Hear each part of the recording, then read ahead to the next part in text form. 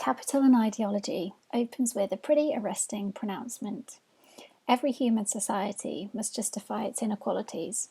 Unless reasons for them are found, the whole political and social edifice stands in danger of collapse. This is how Piketty opens his new book, Capital and Ideology. And now this book is huge and it offers a history of just about everything. And at times it does get a bit odd. I found it rather haphazard and quite difficult to hang in there following and losing the thread. But at its core, the book really suggests that everything has its roots in inequality. And unequal societies over a lot of time and space have always been governed by some kind of inequality regime. And that these regimes are maintained by an ideology. So most of the book is a sort of history that maps the dominant inequality regimes over the past millennium, and really how these ideologies have helped bolster social structures characterised by extreme inequality. As I said, the book is huge, it's massive, but I'll take you on a bit of a whistle-stop tour of the first 700 pages for a bit of context to the things that we're going to be talking about in the rest of the video. So Piketty sort of starts and tells us that these early societies were what he calls trifunctional, so in ways that are largely determined by birth. You are a member of, say, the clergy, the warrior nobility, or the peasantry. So something like feudalism. And during this period of limited mobility, inequality was justified by the notion that these castes, so these three sorts of elements of society, were interdependent. So kind of the natural fact that someone gets to be the knight means that someone else has to be the peasant, the peasant that clothes and feeds the knight, as a sort of social production and reproduction. So these things are interdependent. So the way in which inequalities were justified was this sort of basis of independence, interdependence of these sort of three positions that someone might occupy in society. Then he moves on to talk about ownership societies, and these sorts of societies developed over the 18th century and becoming more dominant by the end of the 19th century. So here, in these sorts of societies, inequality was taken to be sort of a necessary feature of these such ownership societies. And these were premised on kind of individual liberty, but really the essence of this was a sort of kind of sacralisation of private property. So the concentration of income and wealth in the hands of the landowning families, so the people that own property, and the new bourgeoisie was justified not on the basis of who you are, but what you actually have legal title to. So private property being the key justification for inequalities that might ensue. And what Piketty calls slave societies and colonial societies, and I won't spend too much time on these because I think they're rather complex and he doesn't, I don't think, do huge justice to these, but these two things, or these two types of societies, probably also fit into the ownership side of things too. So consider the justifications given for compensating slaveholders on the abolition of slavery, for instance. So, if we confiscate slave property without compensation, the argument goes, wouldn't all claims to property be in danger? So this kind of slippery slope threat of expropriation represents a proprietarian justification. It's really difficult to say that word. A proprietarian justification for inequality under these sort of slave inequality regimes. And the legacy of this ideology lives on in colonial inequality regimes where sort of inequalities in legal status and forced labour were underpinned by an ideology of sort of intellectual and civilization domination, but also in addition to military and extractive domination, and again, sort of bourgeois ownership. So obviously there is so much more than I, or indeed Piketty, can do justice to here, but I think it's important to at least kind of point to these important junctures in the story, and we'll return to them a little bit in part 3. So we're moving on from ownership societies and what Piketty would call sort of social democratic societies. Now, in the 20th century, sort of the 19th century ownership model fell apart. A combination of war and progressive taxation led to dramatic falls in inequality over the first half of the 20th century. So really setting the stage for the social democratic regimes of the second half. Now, Piketty says, I'm going to quote him here, the ideology of the self-regulated market in the 19th century led to the destruction of European societies in the period 1914 to 1945, and ultimately to the death of economic liberalism. Now, to some extent, this also speaks to Corpy's power resources model, where unequal economic relationships really facilitate the formation of organised groups and political parties with distinct and competing interests. And so redistribution reflects the institutionalisation of these different patterns of class alliance and the organisational capacity of key social groups. And in social democratic societies, I guess Piketty would argue the ideology was one that saw inequality as sort of particularly illegitimate.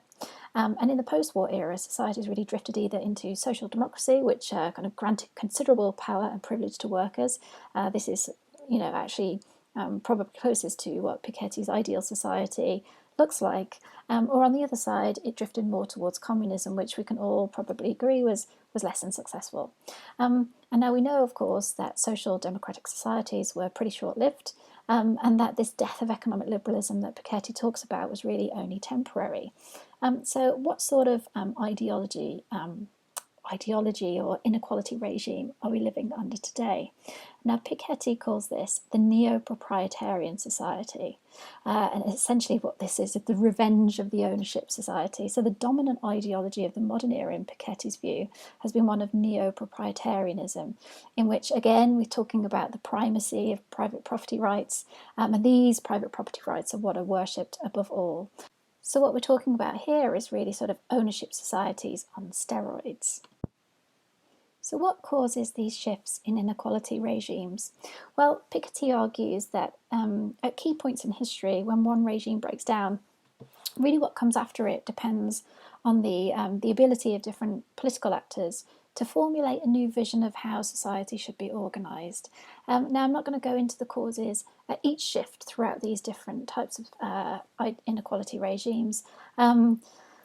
Piketty had over 1,000 pages to do it, and I don't think he did justice to it. But what we're going to do is focus on this latter shift. So the shift from, how do we get from a social democratic inequality regime to a neo-proprietarian one, and what might this mean for future inequality regimes? So this is going to be our focus, sort of the last 40 and more recent years.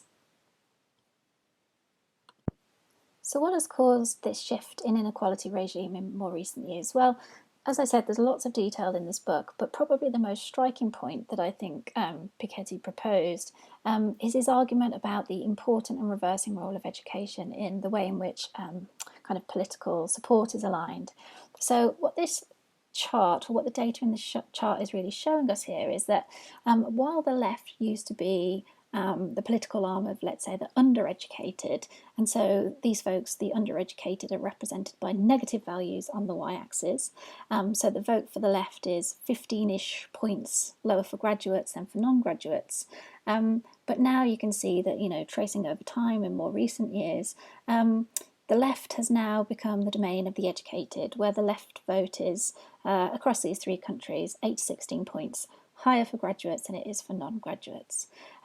You'll see that there are three countries here, and the UK is lagging a bit in this trend, or this sort of evolution. But if we think about the different political systems in these three countries, perhaps the lag in the UK can be sort of explained a little bit by the strength of the Labour class vote historically. But taking that into consideration, the evolution from a party for the undereducated to one for the educated seems to sort of hold pretty well across these three countries, despite obviously the many differences in political systems between them.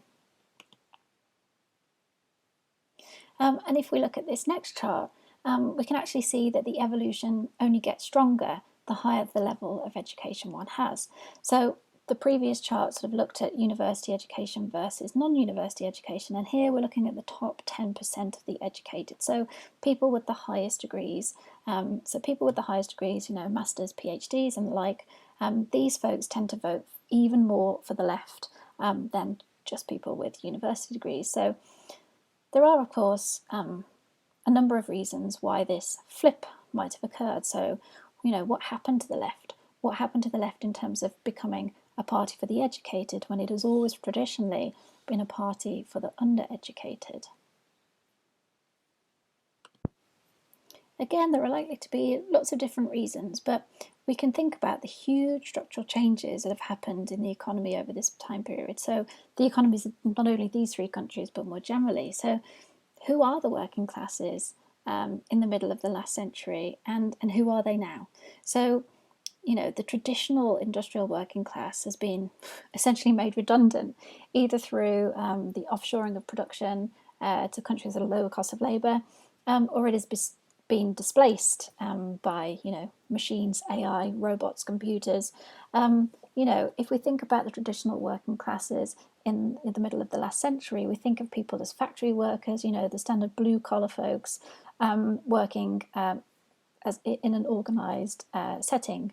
But the working class today are, I don't know, drivers, Uber drivers, perhaps they're cleaners, perhaps they're hospitality workers. So, you know, these folks are mostly working under pretty precarious contracts and certainly in isolation and without a collective identity, without this sort of capacity or potential for organisation. So the kind of structurally driven disappearance of the traditional working class has probably, at least in part, motivated the left to switch its gaze, or at least its kind of political campaign efforts, towards the progressive professionals and the white-collar middle classes. But, you know, this is a bit of an aside, because the reasons for this flip are sort of less important for the purposes of explaining the shift in inequality regime than kind of explaining the reason for this flip itself. But what the emergence of an educated elite means when we look at political competition as a whole is that the evolution of a system of competing elites. So on the one hand, we sort of have an educated elite, what Piketty calls the Brahmin left, and a wealthy elite, or this what he calls the so-called merchant right. And so these folks, kind of the party of the wealthy, have always been aligned with the right. But this kind of rise of, you know, the left becoming a party of the educated, what this has created, when we look at the system as a whole, is this picture of two competing elites: highly educated elite and a wealthy elite. And we're going to look at what this actually means in terms of sort of how redistribution, or how support for redistribution, really filters out into policy making. And just to go back to Piketty's data here, this is exactly what Piketty shows. So elites now really have the choice between two different ideologies, one that favours education and another that favours, let's say, entrepreneurialism and wealth. Now, of course, a sort of a methodological point here, there has to be some variation between high education and high wealth to separate the effects between education and wealth. And, you know, the highly wealthy are also likely to be highly educated. So in effect, both elites are highly educated, but it's likely that there are, let's say, lefty social cultural professionals, you know, like teachers, journalists, university lecturers, that are educated but not so highly paid. And then there are business and technical professionals that tend to be more highly paid and probably lean more to the economic right. But anyhow, Piketty assures us that there is sufficient sort of high education, low wealth variation to control out these effects. But, you know, what about folks with low education and low wealth? They are pretty politically lonely, and we'll look at the implications of that loneliness towards the end. But yeah, this is sort of the general picture that Piketty's work shows, is this emergence of competing elite. And I've just picked out Britain here as an example, but we can kind of see that, you know, the top 10% education voters are becoming more left, or at least the left is becoming a party of the more educated. Whereas if we look at income, which is in the sort of in the middle, but definitely in the negative, but wealth, so the wealthiest individuals are not voting for the left, and we're seeing this split, this sort of this split between these two elite groups. What does all of this have to do with neo-proprietarianism, I hear you ask? Well, I'm going to give you a bit of a breather, and we'll come back to that question in the next video.